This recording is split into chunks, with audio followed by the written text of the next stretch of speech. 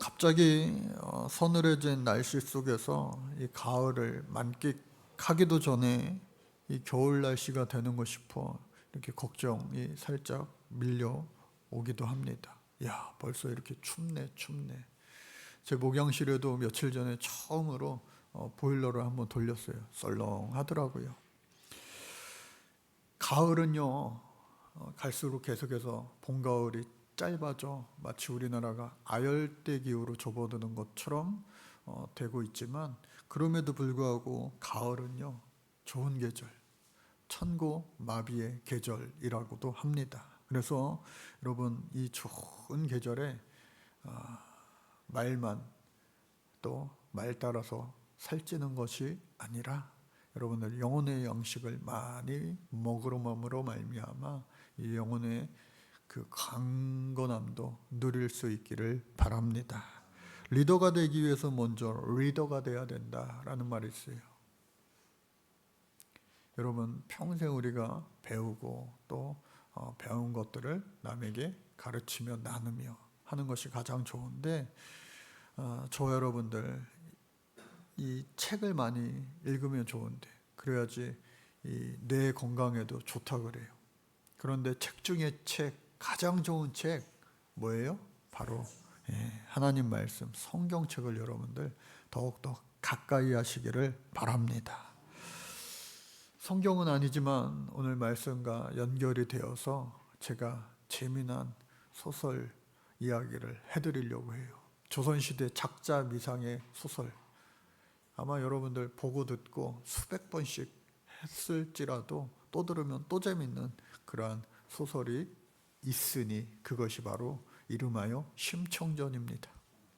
우리 교회에 자주 오시는 우리 신영이 그 인간문화재 그분도 이 심청전 판소리 명창이기도 한데, 여러분 이 심청전 내용 잘 아시죠? 오래돼서 가물가물하시나요? 여러분, 심청 바로 외자 이름 심청입니다. 그 아버지가 신봉사, 근데 이름이 신봉사는 아니에요. 눈이 안 보여서 신봉사입니다. 그 아버지 이름은 심학교입니다. 그래서 그 아버지 심학교, 그 심학교라고 하는 인물이 결혼해가지고요, 딸 하나 놓고 이렇게 잘 살면 좋은데 안타깝게도 부인이 먼저 간 거예요, 저 세상으로. 그러니까 이 딸 하나 데리고 아버지가 살기에도 참 벅찰 텐데 집도 가난한 거예요. 왜? 앞이 보이지 않으니까 변변한 직업을 얻을 수가 없겠죠. 그러니까 정말로 어렵게 딸이 조금 다 크지도 않았는데 얘가 밭일에서 논일에서 가정일 품앗이 하면서 겨우겨우 아버지 모시고 사는 거예요. 효녀죠. 그리고 또 그 아버지도요, 그 딸이 얼마나 사랑하는지 몰라요. 언젠가 이 TV 방송에서 했는데 이 유튜브에서 다시 이렇게 조금씩 보여주는 게 있더라고요. 아버지와 딸이, 고등학생 딸이 고시원에서 사는 거예요. 딸 하나 데리고. 근데 그 아버지가 노동일을 하면서 어렵게 그 딸을 하나를 이 희망으로, 삶의 희망으로 여기면서 살아가는데 그 딸이요, 다행히 고등학생 이 여자아이가 공부를 잘하는 거예요. 그래서 학교에서 성적표를 받아왔는데 전교 1등이에요. 너 학교 어디 갈 수 있냐? 선생님이요, 서울대 가래요. 근데 서울대는 국립대니까 등록금이 다른 데보다 싸니까 문제가 안 되는데, 서울대 가려면 아무리 얘가 열심히 해도 학원은 다녀야 되잖아요. 근데 학원비가 수십만 원이니까 아빠 학원비 나왔어. 그리고 책값도 새 책도 사래. 그러니까 이 아이가 철이 일찍 들어가지고 그 아버지한테 그거를 참 이게 말하기가 어렵게 말을 꺼내는 거예요. 그러니까 그 아버지가 그래, 나올 때 됐지. 걱정하지 마, 염려하지 마. 아버지가 어떻게 해서든 너 대학 갈 때까지 책임져 줄게. 아빠 돈 있어, 걱정하지 마. 그러니까 조금 이 걱정했던 딸이 웃더라고요. 야, 그 TV 화면, 짧은 화면을 보면서 저 눈물을 날 뻔했어요. 눈물샘을 막 자극하는 거예요. 지금의 그 모녀처럼 이 조선시대에 심청이 모녀가 있던 거예요. 아버지 평생 소원은 내 눈이 밝아져서 나도 변변한 직업 제대로 구해서 이 어미 없이 자란 이 딸내미 호강시켜주고 시집 잘 보내고 싶은 그 마음뿐이었을 텐데 이게 앞이 안 보이니까 어떻게 안 되는 거예요. 그런데 듣자 하니 눈이 띄어질 수 있는 놀라운 방법이 있다. 이름하여 공양미 300석을 바치면은 눈이 떠진다는 거예요. 그러니까 제가 이거를 심청전을 다시 한번 보면서도 조선시대에 예수님이 복음이 우리나라에 들어왔더라면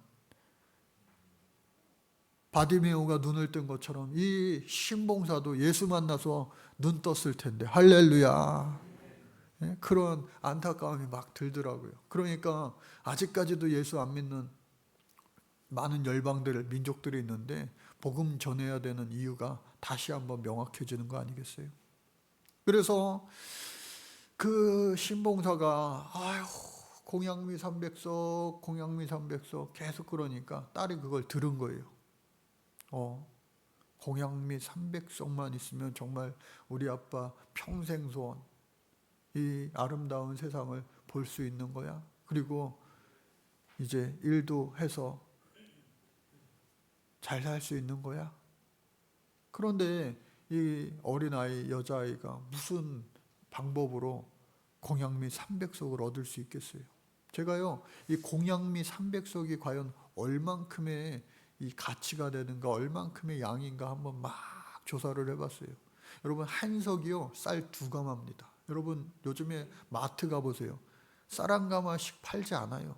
20kg 쌀도요, 요즘에는 없어지고 10kg 쌀, 8kg, 6kg, 4kg 쌀 조금씩. 근데 예전에는 쌀 1가마니 뭐예요? 80kg잖아요. 한 석이라고 하는 것이 쌀 2가마니 160kg입니다. 그러니까 그 300석이라고 할 때 160kg 곱하기 300석을 계산해 보니까 몇이에요? 48,000kg가 나오는 거예요. 48,000kg는 48톤이잖아요. 그러니까 1톤 트럭 48대 분량이 바로 공양미 300석인 거예요. 여러분, 조선시대 쌀이 귀하던 시대, 가난한 사람들은 보리 밥 먹고 죽 끓여서 먹던 그런 시대였을 텐데 흰 쌀밥 300석을 마련하려니 말이 안 되잖아요.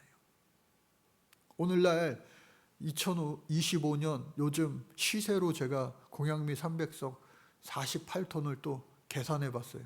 그랬더니요, 현재 시세로 하니까 1억 3천이 되더라고요. 여러분, 오늘 이 시대에도 부자들은 큰 병에 걸렸을 때에 1억 3천만 원 돈 내고 대학병원 가서 얼마든지 고쳐요. 여러분, 성형 자주 하는 사람은요, 그 이상으로도 얼굴 뜯어 고치잖아요. 비싼 차는 1억 3천만 원이 넘는 차들도 많고. 그렇게 참 이렇게 있는 사람들에게는 어떻게 보면은 마음만 먹으면은 할 수 있는 그런 돈인데, 가난한 사람들에게는 오늘날에도 1억 3천만 원이 정말 이게 어마어마한 돈이잖아요. 그러니까 이 가난한 집에, 이 심청이 집에 1억 3천은요, 이게 넘볼 수 없는 커다란 돈이에요. 그런데 그 돈을 계속해서 읊고 다니는데,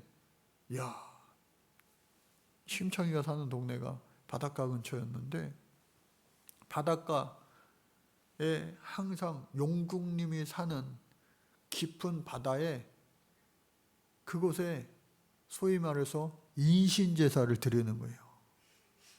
여러분, 바닷가일수록 무당이 많아요. 센 무당이 많아요. 왜? 남자들이 배 타고 가가지고 돌아와야 되는데 만선으로 돌아와야지 가정이 살고 자식들이 공부도 시키고 계속해서 생계가 이어질 텐데, 한 번 나갔다가 못 들어오면요, 끝장아니에요. 배도 없어지고 남편도 없어지고 남자들 아들도 없어지고.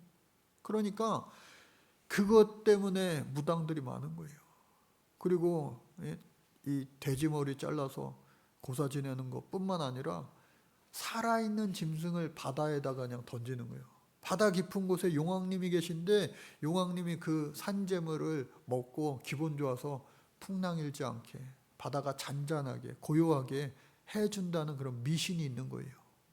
그러니까 그 짐승뿐만 아니라 소돼지뿐만 아니라 심지어 사람을 거기다 바치면, 그것도 아름다운 꼬마 그런 여인을 바치면은 좋다는 거예요. 그러니까 심청이가 공양미 300석 하다가 그거 있으면 아버지의 눈이 밝아질 텐데 그 공양미 300석을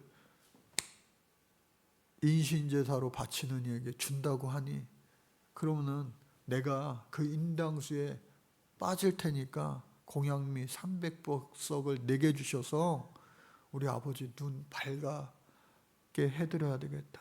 그 효녀 심청이가 인당수에 몸을 던진 거 아니겠어요? 소설이니까 진짜 용왕님이 있어요. 용왕님이 야, 너 그렇게 젊고 어린 나이에 그렇게 인생의 꽃도 피워보지 못하고 이렇게 여길 왔냐. 너무나 안타까운 거예요. 그 사연을 들어보니까 너무나 또 안타깝고 기특한 거예요. 자기 아버지 눈뜨게 해달라고 네가 이렇게 바닷속에 뛰어들었냐? 야, 얘는 살아야 되겠다. 더 살아야 되겠다. 해서 그 아이를 육지로 보내는데 어떻게 해요?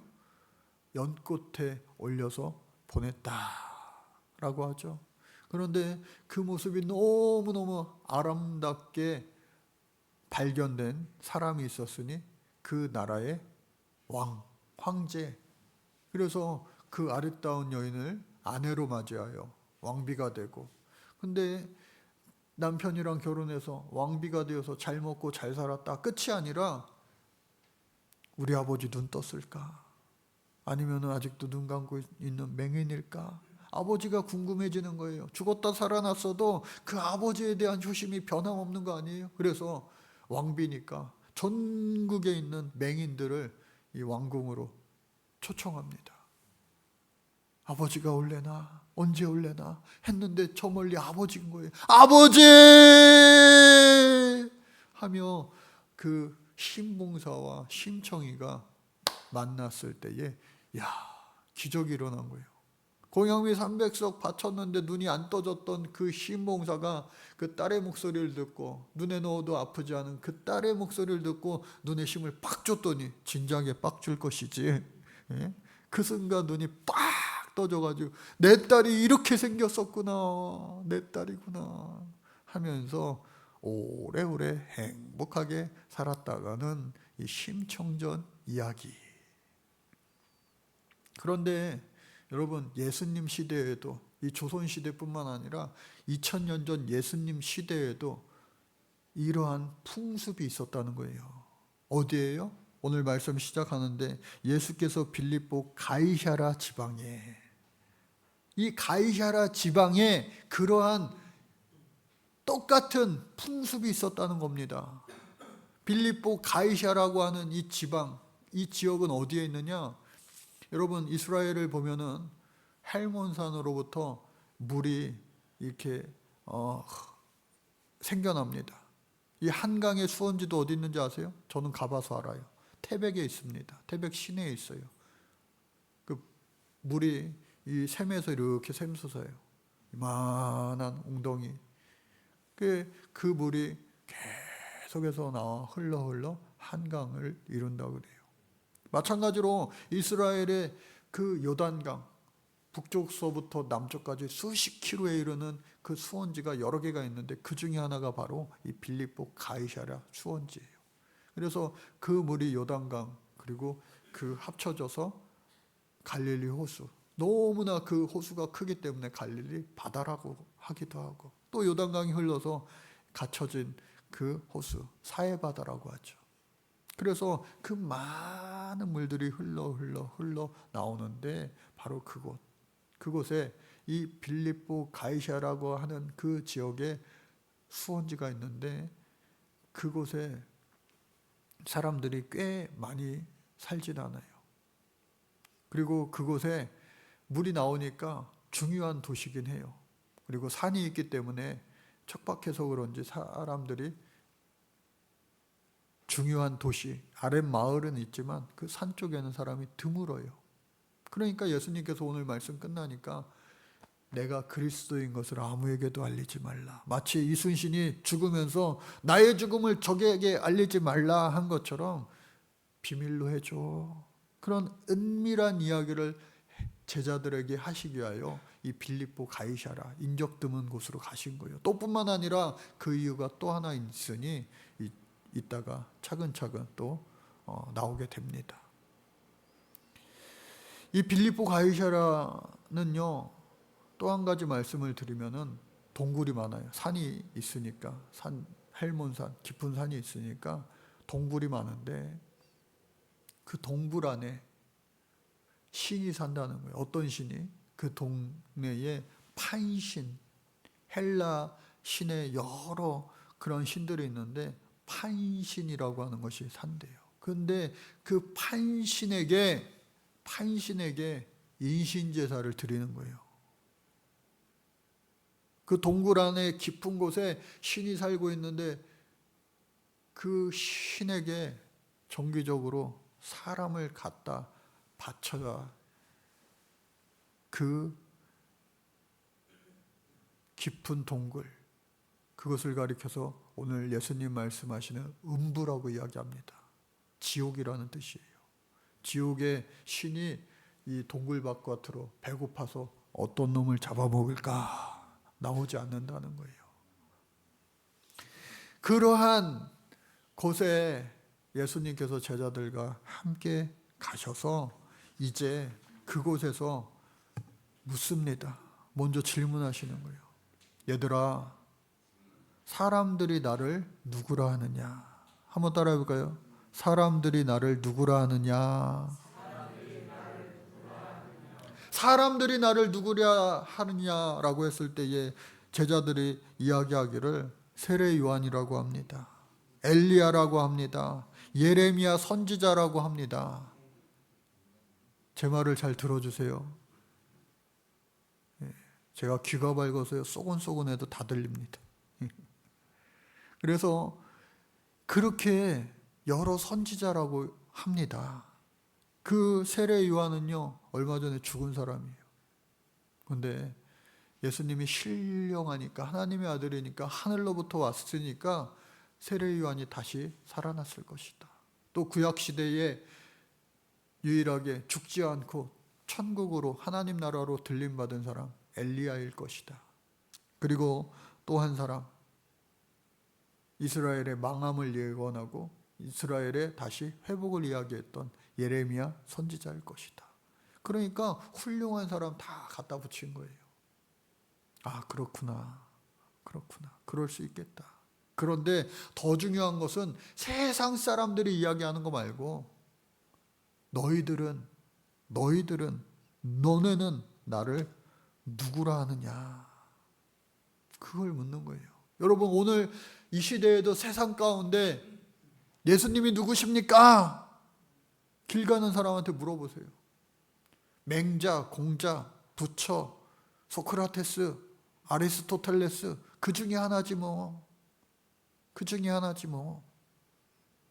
세상 사람들은 그렇게 이야기할 뿐이에요. 그런데 더 중요한 질문은 뭐예요? 예수님 두 번째 하신 질문. 그래, 세상 사람들은 그렇게 이야기할지 몰라도 너희들은 나를 누구라 하느냐? 오늘 저와 여러분들에게 주시는 우리 하나님의, 예수님의 질문인 겁니다. 우리가 지금 교회 안에 이렇게 앉아 있어요. 예배자로 앉아 있어요. 그렇다라고 한다면 오늘 저와 여러분들을요, 하나님의 아들, 딸로 우리 하나님은 이미 인정해 주시고 또 우리도 그것을 인정함으로 말미암아 이 자리에 앉아 있는 거예요.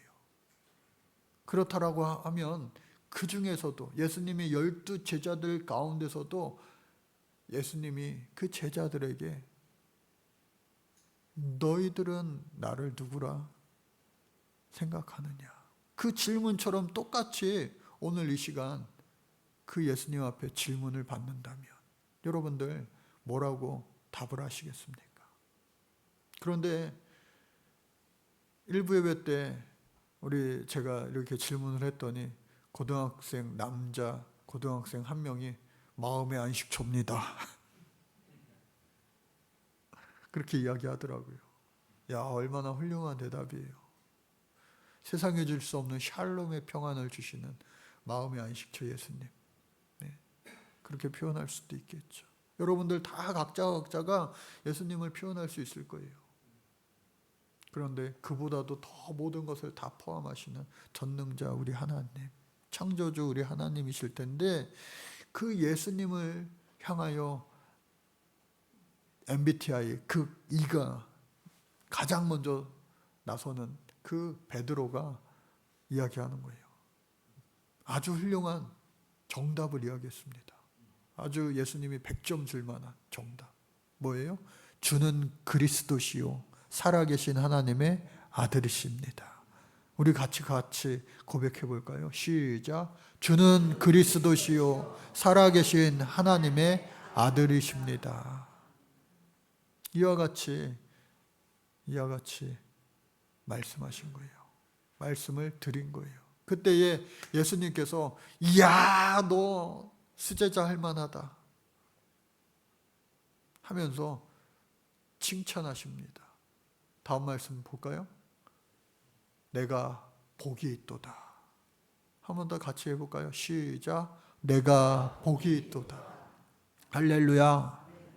내가 복이 있도다. 오늘 저와 여러분들의 이러한 신앙의 고백을 통하여서 똑같이 이것을 알게 하니는 누가 나를 전도해서 아는 것이 아니라 하늘에 계신 내 하나님께서 우리에게 믿음을 선물로 주셨기 때문에 할렐루야. 그와 같이 우리가 신앙 고백할 수 있는 거 아니겠어요? 그리고 세 가지 축복을 예수님께서 이 베드로에게 주시는 거예요. 첫 번째가 뭐냐? 계속해서 말씀 잘 따라와 주세요. 볼 수 있게. 그래서 첫 번째가 뭐냐?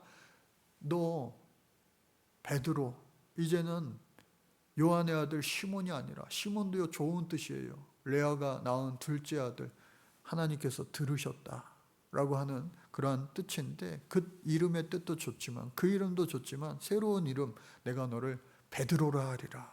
그 베드로의 이름의 뜻은 뭐예요? 반석입니다. 그 반석 위에 내 교회를 세우리니 할렐루야. 이와 같은 축복이 어디 있습니까? 여러분, 모래성 되지 않기를 주님 이름으로 축복합니다. 우리의 인생이요 어떤 고난과 환란에도 풍파에도 흔들림 없는, 요즘에는 이 건축 설계가, 일본도 예전 오래전부터 지진이 많아서 내진 설계를 많이 했는데 우리나라도 이제 고층 빌딩 지을 때 내진 설계합니다. 잠실에 있는 123층 롯데 슈퍼타워도요 내진 설계 다 해서 한 거예요. 어떠한 지진 흔들림이 와도 변함없이 든든하게 건재해야 되는 것. 그 기초가 바로 토목공사 반석 위에 내 교회를 세울 때 2000년이 지난 지금도 건재한 거 아니에요? 근데 그 시작이 바로 예수님께서 내가 너에게 그 권세를 주고 내가 너와 함께함으로 말미암아 베드로 너로부터 교회가 시작될 것이다. 할렐루야. 그리고 그렇게 교회를 세우고 축복을 해주시는데 어떠한 축복을 해주시느냐? 음부의 권세가 이기지 못하리라.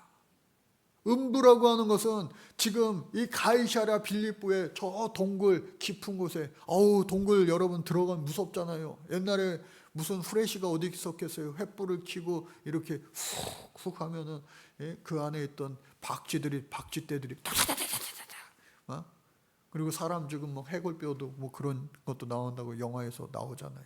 동굴 깊은 곳에 들어가는 것은요 모험이에요. 뭐가 있을까 봐. 그것이 바로 깊은 곳, 음부라고 하는 겁니다. 다른 말로 지옥이에요. 지옥에는 누가 있어요? 사단 마귀가 있죠. 사단 마귀의 권세가 교회를, 저와 여러분들을, 교회는 눈에 보이는 이 건물뿐만 아니라 저와 여러분들이 교회 아니에요? 교회. 주님 나와 함께 하시니. 내가 교회예요. 우리가 주의 이름으로 두세 사람이 모인 곳에 내가 너희와 함께하면 그것이 교회다. 음부의 권세가, 마귀의 권세가 절대로 교회를 무너뜨릴 수 없음을 여러분들 믿으시기 바랍니다. 그리고 예수 믿음으로 말미암아 여러분들의 가정이 교회될 때에 여러분들의 가정도 어떠한 마귀 권세도 무너뜨릴 수가 없어요. 주님 나와 함께 하시니, 주님 우리 가정과 함께 하시니. 마지막으로 어떤 권세를 또 주셨느냐? 19절로 가니까 내가 천국 열쇠를 내게 주리니.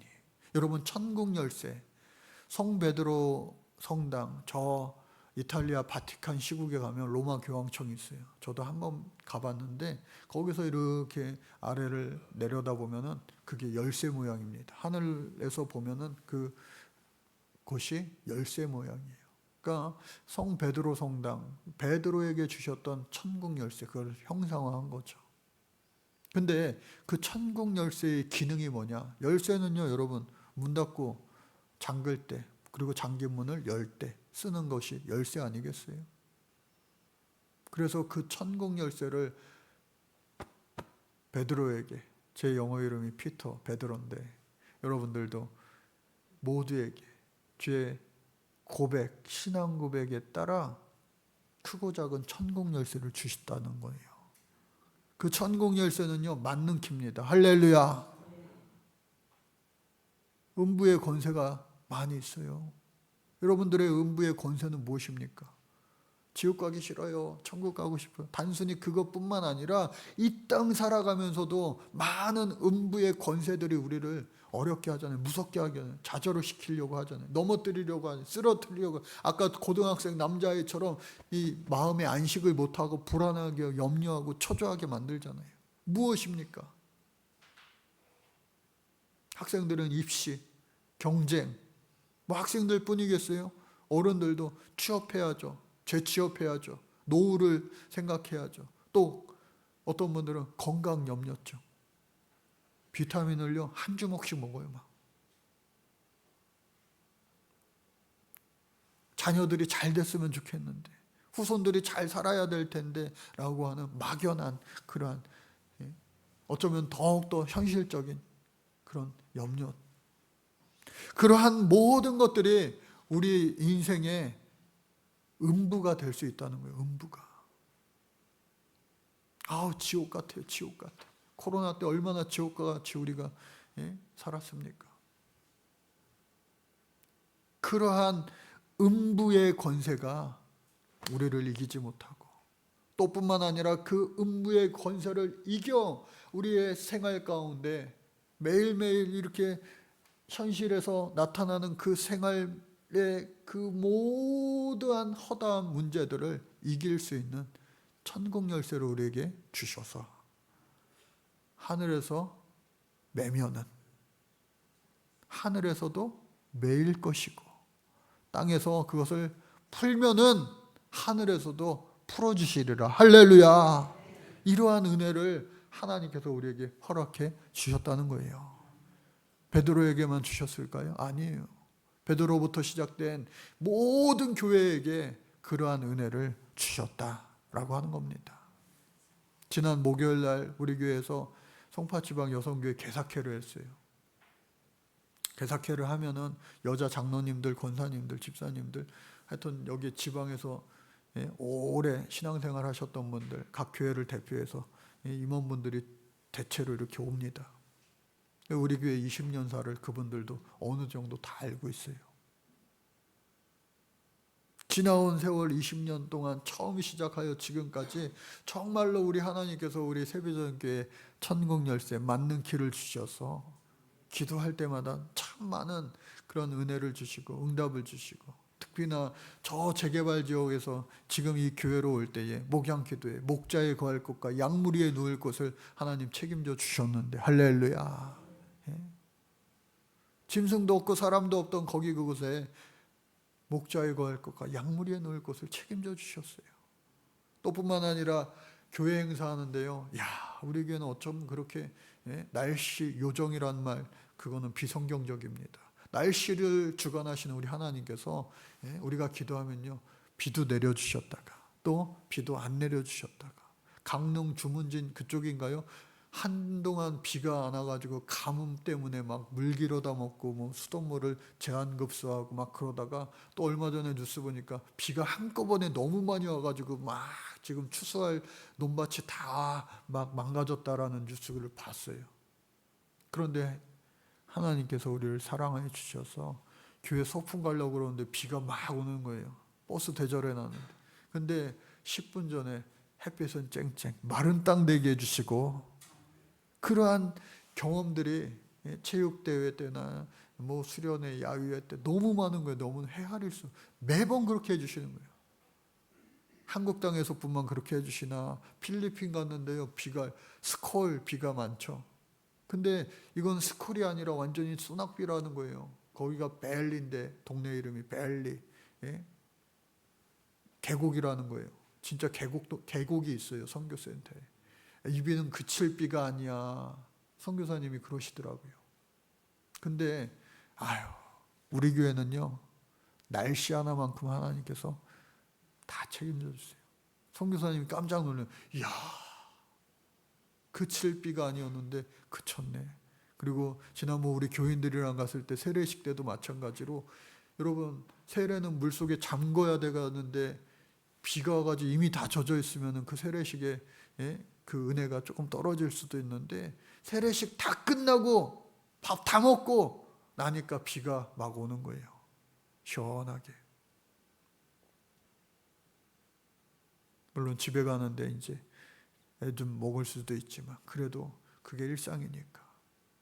그러니 오늘 저와 여러분들, 어떠한 인생의 어려운 문제, 또 건강의 문제, 자녀들의 문제, 가족의 문제, 나의 문제, 불안한 미래, 오늘 현실의 문제 다 주님 앞에, 하나님 내게도 천국 열쇠 주셨잖아요. 그 천국 열쇠를 마음속에, 마음 안에 그냥 묻어두면서, 나는 받은 이 천국 열쇠가 너무 작아, 마치 한 달란트 받은 자가 그것을 땅속에 묻어두어 악하고 게으른 종이라 책망받았던 그 책망을 받지 않고, 나 받은 달란트 몇 개인지, 나의 천국 열쇠는 얼만큼의 유능한 열쇠인지 모를지라도 그저 그거 갖다 열심히 풀기도 하고 잠그기도 할 때, 하나님께서는 하늘에서도 똑같이 우리 하나님께서 역사하시고 천군 천사를 보내어서 똑같이 역사해 주실 줄로 믿습니다. 그래서 오늘 저와 여러분들, 오늘 말씀 꼭 기억하시고, 가장 중요한 거 뭐냐? 이 세 가지의 축복. 네 반석 위에 교회를 세울 것이다. 이미 교회가 시작됐잖아요, 우리의 신앙 고백 가운데. 그리고 음부의 권세, 마귀의 권세가 너를 이기지 못할 거야 약속해 주셨어요. 정말 그럴래나 염려하고 불안해하고 그러지 마시라니까요. 믿음으로 선포하며 이겨나갈 수 있기를 바랍니다. 그리고 하나님 살아계심을 체험하면서 신앙생활하는 사람이랑 그렇지 않은 사람이랑 얼마나 다릅니까? 하나님께 기도하는 것은 반드시 이루어진다. 아멘 하신 분들은 꼭 그렇게 될 줄로 믿습니다. 진짜예요. 기도한 대로 돼요. 하나님 살아계세요. 옛날에만 살아계신 것이 아니라 오늘도 살아계십니다. 어렵다 할지라도 아멘하며 기도하며 부르짖는 자에게는 응답 주시는 우리 하나님인 줄로 믿습니다. 너는 내게 부르짖되 내가 내게 응답하기, 내가 알지 못한 크고 은밀한 일을, 비밀한 일을 내게 이루리라. 오늘도 역사하시는 하나님, 그 하나님 붙잡고 여러분들 기쁨으로, 감사로 승리할 수 있는 이번 한 주가, 남은 우리 11월 12월 달 감사의 추수, 감사의 곡식과 열매 맺는 우리 모두가 될 수 있기를 주님으로 간절히 축복합니다. 그 시작은 다름 아니라 주는 그리스도시요 살아계신 하나님의 아들입니다. 믿음의 고백으로부터 시작되어 주시기를 간절히 바랍니다. 감사합니다. 주님, 우리를 택하여 주시고 자녀 삼아 주시고 일꾼 삼아 주셨사오니 세상 사람들이 예수님을 뭐라 하는 거에 휘둘리지 않고, 우리의 신앙 고백 가지고, 나의 신앙 고백 가지고 오늘도 역사하시고 살아계셔서 우리를 위하여 일하시는 그 주님의 아름다운 일하심에 동참할 수 있는 하나님의 거룩한 친구, 동역자로 살게 하여 주옵소서. 게으르거나 악하다고 책망받지 않게 하시고 착하고 충성된 종이라 일컬음을 얻을 수 있는 우리 사랑하는 온 세비전교회 성도들 다 되게 하여 주옵소서. 예수님의 이름으로 기도드립니다. 아멘.